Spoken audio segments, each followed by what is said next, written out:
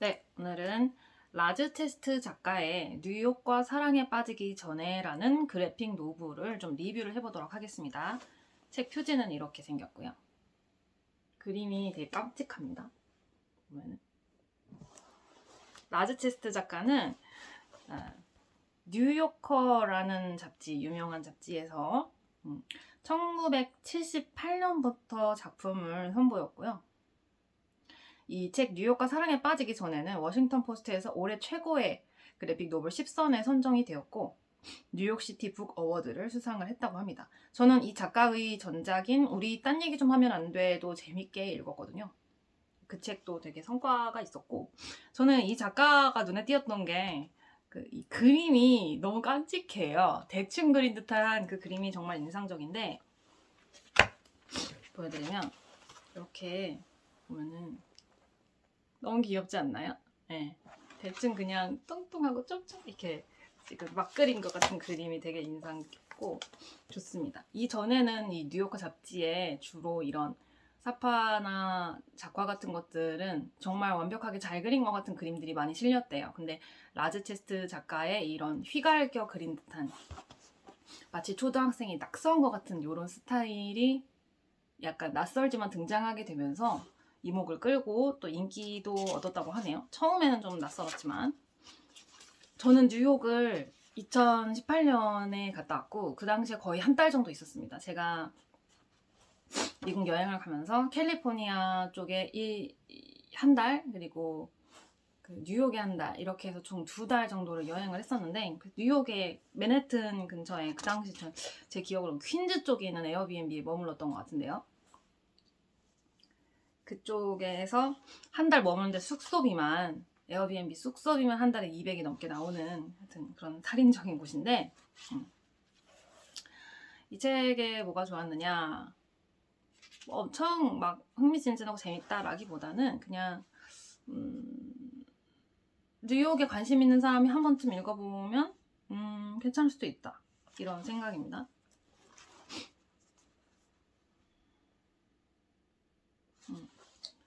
그 보면서 제가 집어놓은 데가 있거든요. 일단 뉴욕의 구조, 그러니까 맨해튼의 구조는 이런 식으로 돼 있어요. 네. 맨해튼 근처로 맨해튼은 이제 섬인데 뉴저지가 있고 브롱크스, 퀸스, 브루클린, 스태튼 아일랜드 이런 것들이 있고요. 그래서 그 맨해튼이 우리가 생각하는 뉴욕이죠. 사실 뉴욕 주자체는 굉장히 큰데 맨해튼이 즉 시티라고 그러니까 시리라고 했을 때 맨해튼을 떠올린대요. 그래서 보통 퀸즈나 브루클린 쪽에 사는 사람들이 많은 것 같고 브롱크스는 제가 안 가봤던 것 같은데 길이 이런 식으로 나 있고 이런 식으로 스트리트 있고 애비뉴 있고 브로드웨이 있고 저는 이런 시스템도 몰랐었어요. 그 당시에는 그냥 다녔었고 이스트 사이드, 웨스트 사이드 있고 그 다음에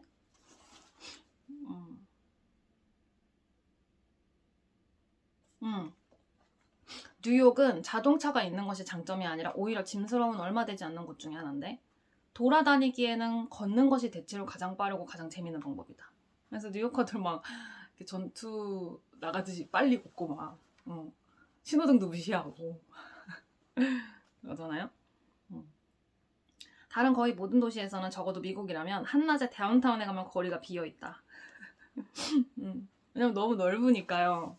너무 넓으니까 이렇게 텅텅 비어있다는 거예요. 왜냐면 이렇게 넓으니까 똥덩어리가 너무 넓으니까. 근데 맨해튼 조그맣잖아요. 그죠? 맨해튼 특히 미드타운의 경우 거리가 비는 경우가 거의 없다. 근데 그런 투어리스트들 때문인데 그들은 빨간불일 때 길 건너기를 꺼려한다. 빨간불일 때 막 길 건너니까. 맨해튼은 최대한 넓게 폭을 재도 3.7km에 지나지 않는다. 토스트기 플러그를 허드슨 강 근처 아파트에 꽂고 14번 스트리트를 따라 끌고 오면 이스트강 근처에서 토스트를 구워 먹을 수 있다. 근데 이게 그쵸 그럴 수가 없겠죠. 하지만 이제 기껏해야 4km니까 사실 4km 걷는데 얼마나 걸리죠? 보통 천천히 걸어도 1km 걷는데 한 10분 내외 걸린다고 치면 한 3, 40분 걸리겠네요. 그죠? 편도가 얼마 안 되죠? 그래서 초조한 기분이 들거나 뭔가 기분이 안 좋을 때 뉴욕시의 왼편 가장자리에서 스트리트, 뉴욕시? 그러니까 맨해튼이겠죠? 왼편 가장자리에서 스트리트 하나를 골라 걷다 보면 오른편 가장자리에 닿을 것이다. 이렇게 비유를 한 거예요. 토스트기도 꽂을 수 있다고.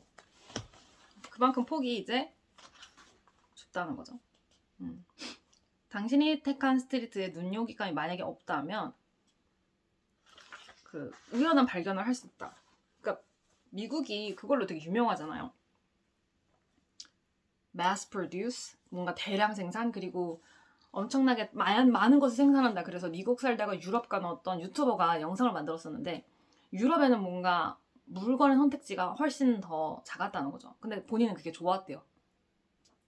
근데 미국 살 때는 뭐 그냥 과자 하나도 종류가 막 수십 수백 가지고 그럼 마트에 가면 정신이 하나도 없는 거죠. 사실 선택지가 많다는 건 현대인들에게 스트레스 요인이 되거든요.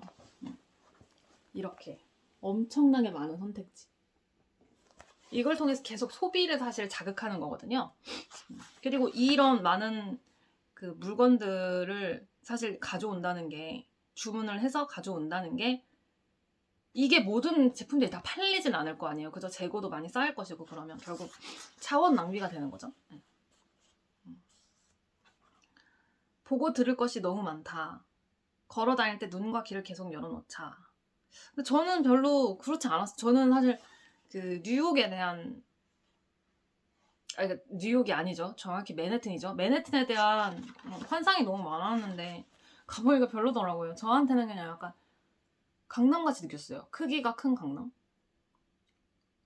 뭐 삐까뻔쩍하긴 했지만 인상적이지 않았던 것 같아요. 그것보다는 오히려 사람들이 되게 여유가 없고 각박하고 삭막하고, 그리고 특히 저는 미국 갔을 때 많이 느꼈던 게, 제가 뉴질랜드 있다가 미국 넘어간 거잖아요. 그래서 뉴질랜드에서는 사람들이 조금 뭔가 섬 사람들 특유의 나이브함은 있지만은 멍청하다는 느낌은 별로 없었거든요. 근데 이상하게 뉴욕은 캘리포니아로 제가 들어가서 우버를 타자마자 여기 왜 이렇게 멍청한 느낌이 들지? 그게 되게 웃긴데 어떻게 멍청한 느낌이 드냐 말로 표현할 순 없어요. 하지만 그냥 이 땅 자체에서 느껴지는 기운이 좋지 않았어요. 부정적이고 삭막하고 사람들이 멍청한 것 같은 그런 느낌이 들었어요. 하지만 그것이 구체적인 사건으로 그래서 뭐 왜 그렇게 느꼈는지 근거를 대봐라 이러면은 뭐 어려운데, 그냥 이상하게 여기는 왜 이렇게 땅에서 느껴지는 기분이 안 좋지? 이상하다, 삭막하다, 사람들이 너무 멍청한 것 같다, 이런 느낌 많이 받았고, 뉴욕에서는 공항에서 나올 때, 공항에서 들어갈 때 우버 2번 다 사기당했어요. 제가 뉴질에서도 미국에서도 우버랑 리프트를 정말 많이 탔었는데 뉴욕에서 딱 우버 2번 탔는데 2번 다 사기당했어요. 그래서 물론 리포트해서 환불받긴 했던 것 같은데 어쨌든 너무 스트레스가 많이 받았습니다. 네, 알람이 와서 껐고, 그리고 이런 말 해요. 그 웨스트 81번 스트리트 공사 현장의 비계. 그러니까 이게 뭐냐면 그 왜 뉴욕 아직 맨하튼 거리에 이런 구조물 있죠.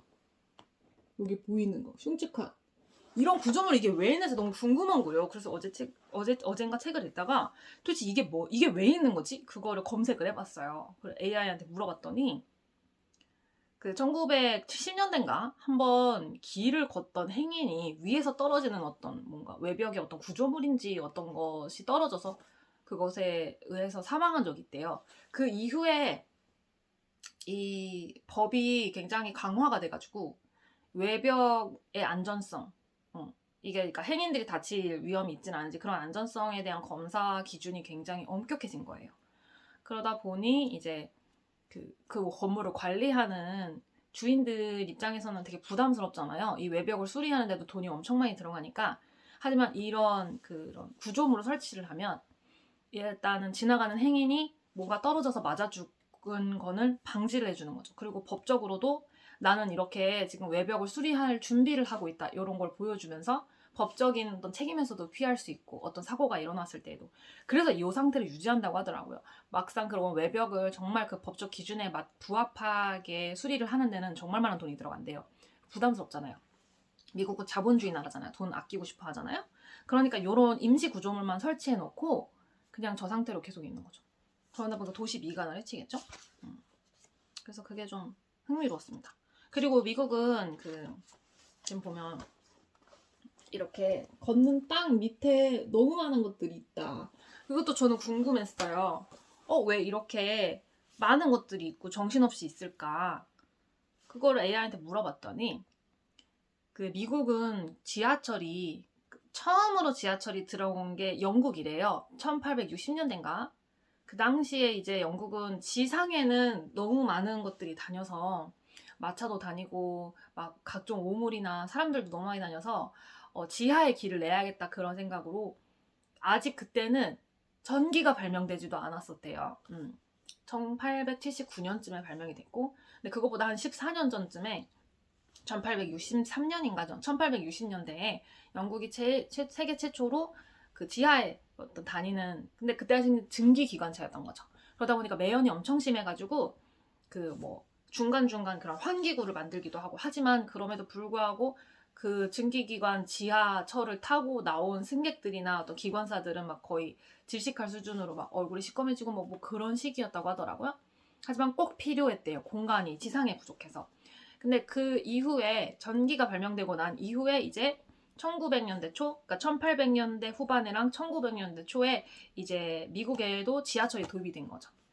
근데 그 당시에는 한국은 이제 지하철 공사 쪽이 국가에서 운영을 하는데 그 당시 미국은 자유방임주의 어떤 자본주의에서 방임주의 쪽이어서 그냥 사기업들이 마음대로 이 지하철 비즈니스는 돈 되는 비즈니스다 이렇게 판단을 해서 이거는 황금알을 낳는 거위다 막 이런 식으로 판단을 해서 지하철은 왜냐면 지하철 역사 그쪽 땅을 갖고 있으면 굉장히 이게 황금 노른자 땅이잖아요. 그 생각을 해서 부동산 쪽으로 접근을 해가지고 또 사람들이 계속 돈을 낼 테니까 지하철 통행료를 낼 테니까 돈이 된다고 생각해서 했는데 막상 서민들이 낼 수 있는 지하철 요금 정도의 수준을 유지하면서 이 지하철 서비스를 유지하는 게 돈이 안 됐던 거죠. 그래서 나중에 이제 정부에서 그거를 가져간 건데 정부에서 그걸 가져가기 전에는 이제 민간의 사기업들이 이런 지하철 역사들을 만들고 막 이러다 보니까 엉망진창으로 만든 거예요. 어떤 중앙에서 그것을 다 같이 계획을 하고 통제를 하고 했었으면 좀 더 계획적으로 이걸 만들었을 텐데 그냥 사기업들이 자기들 욕심에 의해서 이런 지하철 역사들을 만들고 막 이런 지하철 터널들 이런 것들을 만들다 보니까 엉망으로 막 진짜 체계 없이 중구난방으로 지어진 거죠. 그러다 보니 이제는 뉴욕 지하철이 엉망진창이잖아요, 사실. 그 이유도 지하철이 24시간 운영을 한대요. 그래서 저 그것도 궁금했어요. 도대체 왜 24시간 운영을 하는가?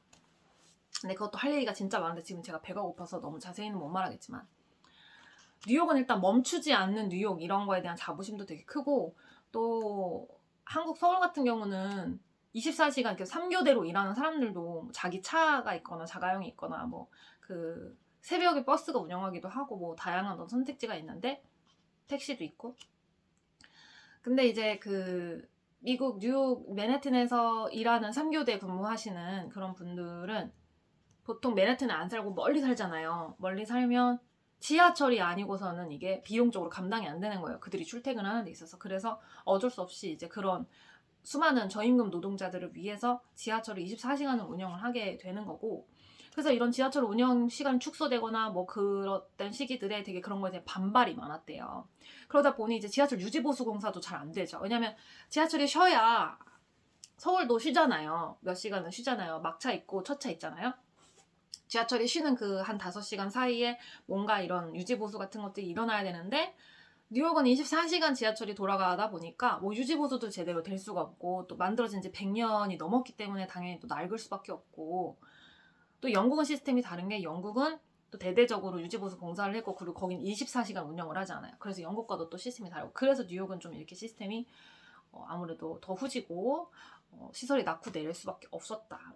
또 그리고 애초에 설계 자체를 24시간 돌아가게끔 그런 생각을 갖고 설계를 했기 때문에 그 지하철들이 그 열차들이 들어가서 쉴 공간이 있어야 될 거 아니에요. 근데 그런 공간이 많이 있지 않대요. 부족하대요. 그래서 24시간 또 운영할 수밖에 없는 그런 여러 가지 이유가 있다고 하더라고요.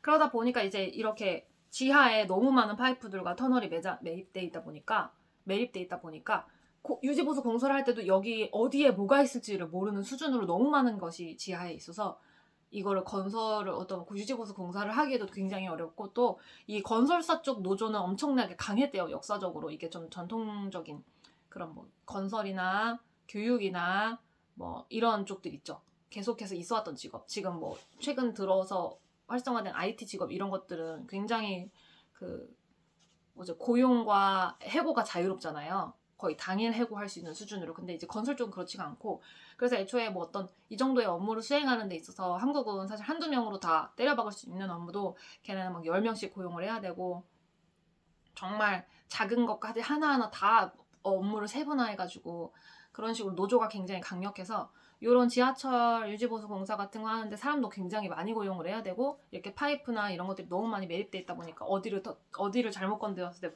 문제가 될지 몰라서 그래서 그렇게 뉴욕 지하철이 개선되기가 힘든 거라고 하네요. 어제 그래서 이걸로 AI한테 정말 많은 질문을 했었거든요. 이해가 도대체 안 돼서. 그래서 그 맨해튼으로 브루클린에서 태어나서 자라는데 이 작가 자체가 가족이 계속 브루클린에 살았고 부모님은 그래서 맨하튼에 가서 뭐 극장에 가서 뭔가 공연 하나 볼라 치면은 그 이후에 근처 식당에서 밥도 잘 안 먹었대요. 왜냐면 부모님이 거기 정신없어 맨하튼 소매치기 빚고 비싸고 더럽고 붐비고 뭐 먹다가 바퀴벌레 나온다고 막 그랬대요. 근데 저는 이 작가가 부모님 그리는 게 너무 귀여운 게 부모님을 되게 깜찍하게 그리지 않아요? 부모님 봐봐요. 너무 귀엽지 않아요? 그래서 저는 이 작가님이 그리는 부모님이 너무 귀여워요. 너무 깜찍하게 생겼잖아. 귀엽잖아. 아이 귀여워. 너무 좋아요. 맞습니다. 메트로 카드는 없어졌대요. 요거 궁금해서 물어봤더니 메트로 카드는 2025년 12월 정도를 끝으로 이제는 더 이상 뭐 발행 안 된다는 식으로 하고 그거를 컨택트 리스라고 하더라고요. 그냥 이렇게 대서 찍는 거. 띡 대서 찍는 거를 컨택트 리스라고 하고 요즘 이제 서울이랑 근교에 도입되고 있는 거는 태그 리스라고 하잖아요. 그래서 그냥 몸만 지나가도 되게끔. 아 그리고 택시는 제가 옐로우 캡을 안 타본 것 같은데 우버가 훨씬 비쌀 때가 많대요. 전 그것도 몰랐어요. 왜냐면 그 당시는 이제 벌써 거의 10년 전이니까 제가 8년 전에 갔다 왔으니까. 근데 옐로우 캡은 그냥 이렇게 서서 잡는 거고 그 사기치는 경우도 거의 없대요. 그리고 우버는 아무래도 이제 경쟁 그런 뭐라고 하죠 그거 수요가 높은 시간대는 엄청 가격이 뛰잖아요. 근데 여기는 그렇지도 않다 보니까 그냥 미터기로 하는 거다 보니까 옐로우 캡이 훨씬 더 쌀 때가 많다고 하고 그리고 옐로우 캡은 그 공항 편도로 오거나 가거나 하는 게 100달러 정도 주면 된대요. 그러니까 기본 요금이 공항으로 나가고 들어오는 기본 요금이 옐로우 캡 같은 경우는 약 70불 정도고 거기에 이제 뭐 플러스 마이너스 해가지고 각종 세금이나 뭐 통행료나 이런 거 생각했을 때 다 합치면 한 90에서 100달러 정도 나온대요. 근데 그 왜 공항에서 가끔씩 그런 뭐 우버 여기 못 들어온다고 막 자기 거 타라고 이렇게 해서 억지로 태우는 그런 경우들이 있대요. 사기꾼들. 그거는 옐로우캡이랑 다른 거고 옐로우캡은 기본적으로 사기치는 사람들이 거의 없고 그래서 그런 사기치는 택시 잘못하면은 막 300불, 500불 내라 이런 경우들도 있대요. 그래서 어떤 분은 막 그렇게 실랑이 하다가 뭐 신고한다 뭐다 막 실랑이 하다가 200불에 타협을 했다고 하는데 저는 아까 말씀드린 것처럼 우버 2번 탔는데 둘 다 사기당했다 했잖아요. 저는 제 기억으로는 편도 한 6, 70불이었는데 그걸 2배 뻥튀기해서 120불, 130불로 청구를 해놓은 거예요. 그래서 제가 바로 그 말을 했죠. 얘네가 그걸 안 끈 거예요. 그거를 꺼서 이제 이 사람의 그 이과의 운행이 종료되었습니다. 그 버튼을 눌러야 그 결제가 되잖아요. 카드에서. 근데 그 걔네가 저를 내려주고 계속 어디를 돌아다니면서 그거를 저한테 청구를 한 거죠. 하여튼 그런 기억도 있네요. 아 그리고 뭐 박물관 뭐 많다. 당신이 맨해튼에 있으면서 할 일이 아무것도 없다고 느낀다면 이 책은 당신이 읽어야 할 책이 아니다. 당신은 죽은 건지도 모른다. 낮이나 밤이나 일주일의 어느 날이나 한 해의 어느 때나 끔찍한 황무지가 펼쳐지는 크리스마스에도 당신은 뭔가 할 일을 찾을 수 있다. 저는 그렇게 미술과 박물관 그렇게 좋아하는 것 같지도 않고 그렇게 신기하지도 않고, 그리고 주로 이제 이 맨해튼에서 할 수 있는 게 뭔가를 보는 거거든요. 이렇게 뭔가 보고 먹고 마시고 이런 거. 근데 저는 모르겠어요. 차라리 뭐 도서관 뭐 그런 몰라도, 근데 뭐 발레, 오페라 이런 거를 그닥 보고 싶지도 않고, 브로드웨이, 토론회, 마술쇼, 현대무용, 코미디 클럽 다 그런 거예요. 뭐 보는 거야. 영화, 뭐 미술, 뭐 개관식, 낭송회, 술집. 그래서 저는 매력적으로 느껴지지 않았습니다. 뉴욕 그 맨해튼이 저한테는. 그리고 제가 쇼핑을 그렇게 좋아하는 편도 아니고.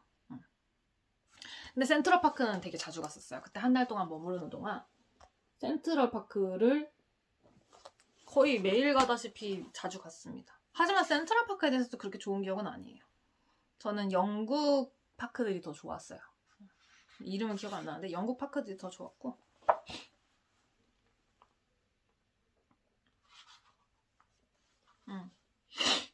그리고 맨하튼 아파트는 엄청 비싸죠.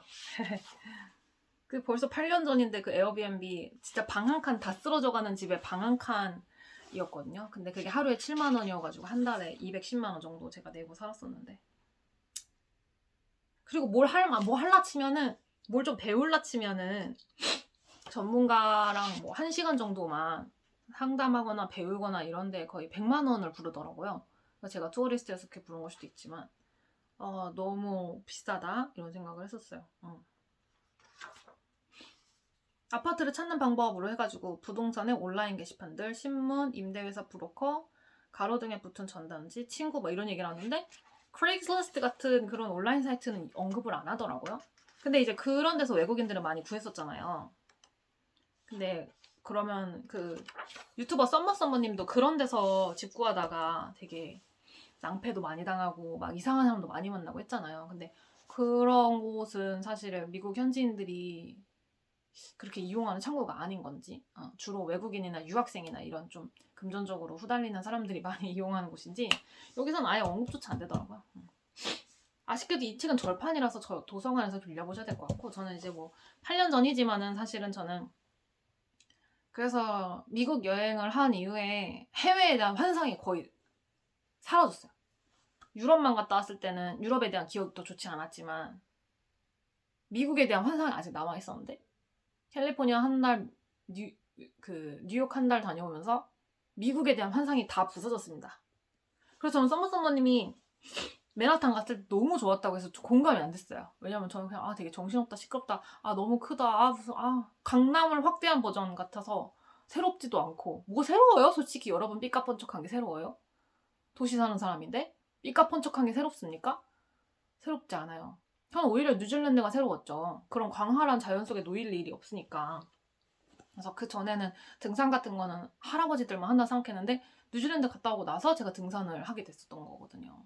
왜냐면 자연이 좋은 거구나 이런 걸 느끼고 나니까. 그래서 저에게는 사실 뉴욕은 전혀 새롭지 않은 자극이었고, 오히려 천혜의 자연이 있는 뉴질랜드가 좀 더 새로운 자극이었다.